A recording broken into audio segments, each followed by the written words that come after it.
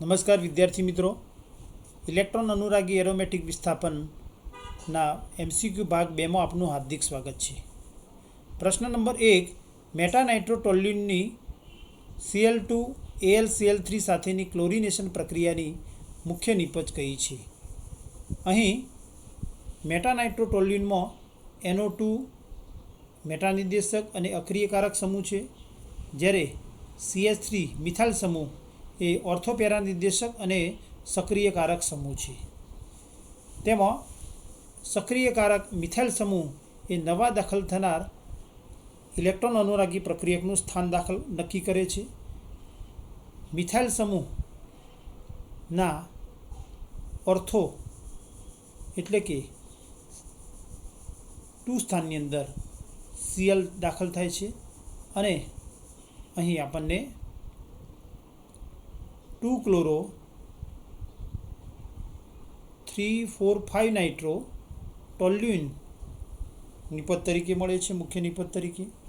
પરિણામે પ્રશ્ન 1નો સાચો જવાબ છે ઓપ્શન A.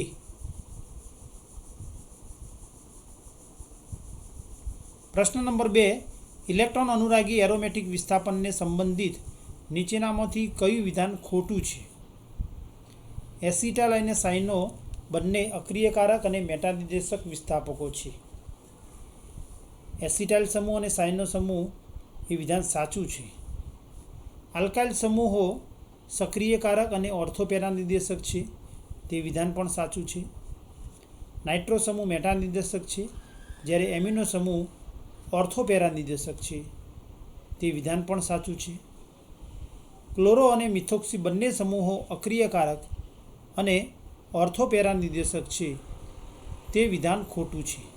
કારણ કે ક્લોરો સમૂહ અક્રિયકારક અને ઓર્થોપેરા નિર્દેશક છે, જ્યારે મિથોક્સી સમૂહ એ સક્રિયકારક અને ઓર્થોપેરા નિર્દેશક સમૂહ છે. કારણ કે ઓર્થોપેરા નિર્દેશકમાં હેલોજન સિવાયના બધા જ સમૂહો સક્રિયકારક છે. પરિણામે પ્રશ્ન 2નો સાચો જવાબ છે ઓપ્શન D. પ્રશ્ન નંબર 3, ઇલેક્ટ્રોન અનુરાગી એરોમેટિક વિસ્થાપનને સંબંધિત નીચેનામાંથી કયું વિધાન સાચું નથી? A. ટોલ્યુઇનનું સલ્ફોનેશન એ પ્રતિવર્તી પ્રક્રિયા છે. Option B. બેન્ઝીનનું ફિડલક્રાફ્ટ આલ્કાઇલેશન એ પ્રતિવર્તી પ્રક્રિયા છે. Option C. Normal propyl bromide સાથેની ફિડલક્રાફ્ટ આલ્કાઇલેશન પ્રક્રિયામાં પુનઃરચના જોવા મળે છે. D. નાઇટ્રોબેન્ઝીનનું ફિડલક્રાફ્ટ આલ્કાઇલેશન તરત જ મેટા વિસ્થાપિત નિપજ આપે છે. ઓપ્શન D એ વિધાન ખોટું છે, કારણ કે નાઇટ્રોબેન્ઝીન ફિડલક્રાફ્ટ પ્રક્રિયા આપતું નથી. પરિણામે પ્રશ્ન 3નો સાચો જવાબ છે ઓપ્શન D. 4, નાઇટ્રોબેન્ઝીનનું નાઇટ્રેશન કરતો મળે છે. નાઇટ્રોબેન્ઝીનમાં NO2 સમૂહ એ મેટાનિર્દેશક સમૂહ છે.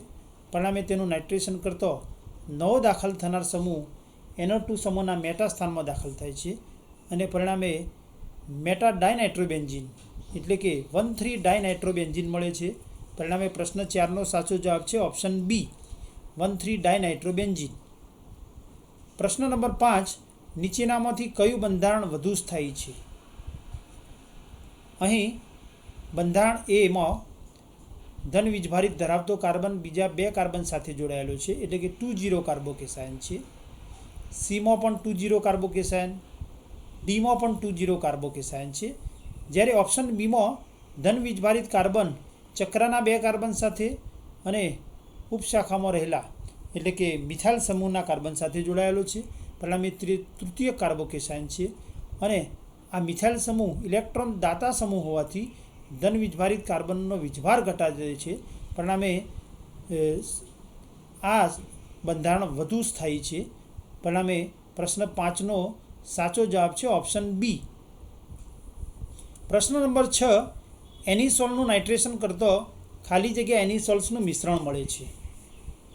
એનિસોલ એટલે કે બેન્ઝીન ઉપર OCH3 સમૂહ અને OCH3 સમૂહ એ ઓર્થોપેરા નિર્દેશક સમૂહ છે. પરિણામે એનિસોલનું નાઇટ્રેશન કરતો એનિસોલના ઓર્થો અને પેરા સ્થાનમાં નવો દાખલ થાય NO2 સમૂહ દાખલ થાય છે પરિણામે ઓર્થો અને પેરા નાઇટ્રો એનિસોનનું મિશ્રણ મળે છે. ઓર્થો સ્થાન એટલે 2 નાઇટ્રો અને પેરા સ્થાન એટલે કે એનિસોનના પેરા સ્થાનની અંદર બીજા અર્થમાં 4 સ્થાનની અંદર 9 NO2 સમૂહ દાખલ થાય છે. ઓર્થો એટલે 2 નાઇટ્રો એનિસોલ અને પેરા એટલે 4 નાઇટ્રો એનિસોલ. પરિણામે પ્રશ્ન 6નો સાચો જવાબ છે ઓપ્શન બી, 2 નાઇટ્રો અને 4 નાઇટ્રો. પ્રશ્ન નંબર 7, 4 નાઇટ્રો ફિનોલના બ્રોમિનેશનથી મળે છે. 4 નાઇટ્રો ફિનોલમાં બ્રોમિનેશન કરીએ ત્યારે સક્રિયકારક OH સમૂહ અને અક્રિયકારક NO2 સમૂહ છે. સક્રિયકારક OH નવા દાખલ થનાર બ્રોમો સમૂહનું સ્થાન નક્કી કરે છે. પરિણામે નવો દાખલ થનાર બ્રોમો સમૂહ OH સમૂહના પેરા સ્થાન ખાલી નથી. પરિણામે ઓર્થો સ્થાનમાં એટલે કે 2 સ્થાનની અંદર બ્રોમો દાખલ થશે. પરિણામે સંયોજન થશે 2 બ્રોમો 4 નાઇટ્રો ફિનોલ. પરિણામે પ્રશ્ન 7નો સાચો જવાબ છે option A, 2 bromo 4 nitro phenol. પ્રશ્ન 8, નીચેનામાંથી કયા સંયોજનનું નાઇટ્રેશન કરતો પિક્રિક એસિડ મળે છે? પિક્રિક એસિડ એટલે 2,4,6 ટ્રાઇનાઇટ્રોફિનોલ એટલે કે ફિનોલનો ત્રિવિસ્થાપિત નાઇટ્રો સંયોજન છે અને ફિનોલનું નાઇટ્રેશન કરતો તેનું એક જ તબક્કામાં ત્રિવિસ્થાપન થાય છે અને 2,4,6 ટ્રાઇનાઇટ્રોફિનોલ મળે છે. કારણ કે ફિનોલમાં OH સમૂહ એ પ્રબળ સક્રિયકારક સમૂહ છે. પરિણામે ફિનોલના નાઇટ્રેશનથી સીધો જ પિક્રિક એસિડ મળે છે. પરિણામે પ્રશ્ન 8નો સાચો જવાબ છે ઓપ્શન સી, ફિનોલ. પ્રશ્ન નંબર 9, ટોલ્યુઇનનું સૂર્યપ્રકાશની હાજરીમાં ક્લોરિનેશન કરતો મળે છે. ટોલ્યુઇનનું જો ફેરિક ક્લોરાઇડની હાજરીમાં ક્લોરિનેશન કરવામાં આવે તો ચક્રમાં રહેલા હાઇડ્રોજનનું વિસ્થાપન થાય છે. પરંતુ જો સૂર્યપ્રકાશની હાજરીમાં ક્લોરિનેશન કરવામાં આવે તો મિથાઇલ સમૂહના હાઇડ્રોજનનું વિસ્થાપન થાય છે અને તબક્કાવાર વિસ્થાપન થાય છે. જેમાં પ્રથમ તબક્કામાં એક હાઇડ્રોજનનું વિસ્થાપન થતો બેન્ઝાઇલ ક્લોરાઇડ મળે છે. પરિણામે પ્રશ્ન 9નો સાચો જવાબ છે ઓપ્શન ડી, બેન્ઝાઇલ ક્લોરાઇડ. પ્રશ્ન નંબર 10, નીચેનામાંથી કયો પદાર્થ પ્રયોગશાળામાં મેટાનાઇટ્રો બેન્ઝીન બનાવવા માટે શરૂઆતના પ્રક્રિયક તરીકે ઉપયોગી છે? અહીં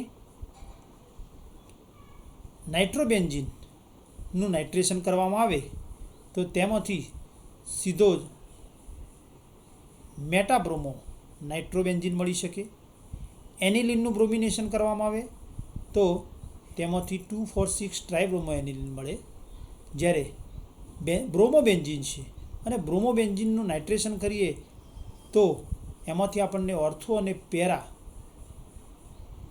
નાઇટ્રો બ્રોમોબેન્ઝીનનું મિશ્રણ મળે છે. બેન્ઝીનનું નાઇટ્રેશન કરીએ તો એમાંથી નાઇટ્રોબેન્ઝીન મળે છે. બ્રોમિનેશન કરીએ તો બ્રોમોબેન્ઝીન મળે છે. એટલે કે અહીં સીધો જ જો બ્રોમો નાઇટ્રોબેન્ઝીન મેળવવો હોય તો તેમાં પ્રક્રિયક તરીકે નાઇટ્રોબેન્ઝીનનો ઉપયોગ કરવામાં આવે છે. કારણ કે નાઇટ્રોબેન્ઝીનમાં રહેલો NO2 સમૂહ એ મેટાનિર્દેશક સમૂહ છે. પરિણામે નાઇટ્રોબેન્ઝીનનું બ્રોમિનેશન કરતો તેમાંથી આપણને મેટાબ્રોમો નાઇટ્રોબેન્ઝીન નિપજ મળે છે. પરિણામે પ્રશ્ન 10નો સાચો જવાબ છે ઓપ્શન બી, નાઇટ્રોબેન્ઝીન. પ્રશ્ન નંબર 11, નીચેનામાંથી કયો FeBr3ની હાજરીમાં વધુ સક્રિય છે? અહીં બેન્ઝીન, બ્રોમોબેન્ઝીન, એનિસોલ અને નાઇટ્રોબેન્ઝીન આપેલ છે. એમાં NO2 સમૂહ એ અક્રિયકારક સમૂહ છે. બ્રોમો એ પણ અક્રિયકારક સમૂહ છે. જ્યારે બ્રોમોબેન્ઝીન અને નાઇટ્રોબેન્ઝીન કરતો બેન્ઝીન વધુ સક્રિય છે. એટલે કે બી અને ડી ઓપ્શન કરતો એમાં રહેલ બેન્ઝીનની સક્રિયતા વધુ છે. પરંતુ ઓપ્શન સીમાં રહેલ એનિસોલમાં OCH3 સમૂહ એ સક્રિયકારક સમૂહ છે. પરિણામે બેન્ઝીનની સરખામણીમાં એનિસોલની FeBr3 સાથેની પ્રક્રિયા ઝડપી થશે. પરિણામે એનિસોલમાં FeBr3ની હાજરીમાં ઇલેક્ટ્રોનનું વિસ્થાપન પ્રક્રિયા માટે વધુ સક્રિય બનશે. પરિણામે પ્રશ્ન 11નો સાચો જવાબ છે ઓપ્શન સી એનિસોલ. પ્રશ્ન 12 નીચેનામાંથી કયો ફ્રીડલ ક્રાફ્ટ ઉદ્દીપક છે? ફ્રીડલ ક્રાફ્ટ આલ્કાઇલેશન અને ફ્રીડલ ક્રાફ્ટ એસાઇલેશન પ્રક્રિયામાં આલ્કાઇલ અને એસાઇલિયમ આયન ઇલેક્ટ્રોન અનુરાગી પ્રક્રિયક તરીકે વર્તે છે અને તેમાં ઉદ્દીપક તરીકે એલ્યુમિનિયમ ક્લોરાઇડનો ઉપયોગ કરવામાં આવે છે. પરિણામે પ્રશ્ન 12નો સાચો જવાબ છે એ AlCl3. પ્રશ્ન 13 જ્યારે ROCl અને AlCl3 ફ્રીડલ ક્રાફ્ટ પ્રક્રિયામાં વપરાય છે ત્યારે ઉત્પન્ન થતો ઇલેક્ટ્રોન અનુરાગી છે. અહીં આલ્કાઇલ હેલાઇડની AlCl3 સાથેની પ્રક્રિયા કરવામાં આવે તો એ ફ્રીડલ ક્રાફ્ટ આલ્કાઇલેશન પ્રક્રિયા તરીકે ઓળખાય છે અને તેમાં R+ એટલે કે આલ્કાઇલ આયન ઇલેક્ટ્રોન અનુરાગી પ્રક્રિયા તરીકે વર્તે છે, ઉત્પન્ન થાય છે. પરંતુ જ્યારે અહીં ROCl એ AlCl3 સાથેની હાજરીમાં પ્રક્રિયક તરીકે વપરાય તો ફ્રીડલ ક્રાફ્ટ એસાઇલેશન થાય છે અને ત્યાં એસાઇલિયમ આયન RCO+ ઇલેક્ટ્રોન અનુરાગી પ્રક્રિયક તરીકે ઉત્પન્ન થાય છે. પરિણામે પ્રશ્ન 13નો સાચો જવાબ છે ઓપ્શન સી RCO+. પ્રશ્ન નંબર 14 બેન્ઝીનની AlCl3ની હાજરીમાં નોર્મલ પ્રોપાઇલ બ્રોમાઇડ સાથેની પ્રક્રિયાની નિપજ છે. નોર્મલ પ્રોપાઇલ બ્રોમાઇડની જ્યારે AlCl3ની હાજરીમાં પ્રક્રિયા થાય ત્યારે પ્રક્રિયાના પ્રથમ તબક્કામાં ઇલેક્ટ્રોન અનુરાગી પ્રક્રિયક ઉત્પન્ન થાય છે. AlCl3ની નોર્મલ પ્રોપાઇલ ક્લોરાઇડ સાથેની પ્રક્રિયાથી Br નોર્મલ પ્રોપાઇલ બ્રોમાઇડ સાથેની પ્રક્રિયાથી અહીં પ્રથમ તબક્કામાં 1,0 કાર્બોકેશાન ઉત્પન્ન થાય છે. તેમાં 1,2 હાઇડ્રાઇડ શિફ્ટ શક્ય હોવાથી નજીકના કાર્બન ઉપરથી હાઇડ્રોજન પરમાણુ ઇલેક્ટ્રોન યુગ્મ લઈને હાઇડ્રાઇડ તરીકે દૂર થાય છે અને 1,2 હાઇડ્રાઇડ શિફ્ટ થતો 1,0 કાર્બોકેશાન કરતો વધુ સ્થાયી 2,0 કાર્બોકેશાન મળે છે અને આ 2,0 કાર્બોકેશાન એ ઇલેક્ટ્રોન અનુરાગી પ્રક્રિયક તરીકે કાર્ય કરે છે અને ઇલેક્ટ્રોન અનુરાગી પ્રક્રિયક બેન્ઝીનના પાય બંધ ઉપર આક્રમણ કરી અને નિપજ આપે છે આઇસોપ્રોપાઇલ બેન્ઝીન. પરિણામે પ્રશ્ન 14નો સાચો જવાબ છે ઓપ્શન બી. પ્રશ્ન નંબર 15 નીચેનામાંથી કયો હેલાઇડ AlCl3ની હાજરીમાં બેન્ઝીન સાથે પ્રક્રિયા આપતો નથી? AlCl3ની હાજરીમાં આલ્કાઇલ હેલાઇડની બેન્ઝીન પ્રક્રિયાથી આલ્કાઇલ વિસ્થાપિત બેન્ઝીન મળે છે. અહીં methyl chloride, normal propyl chloride અને આઇસોપ્રોપાઇલ ક્લોરાઇડ એ ઇલેક્ટ્રોન અનુરાગી વિસ્થાપન પ્રક્રિયા એટલે કે બેન્ઝીન સાથે AlCl3ની હાજરીમાં પ્રક્રિયા કરી આલ્કાઇલ વિસ્થાપિત બેન્ઝીન આપે છે.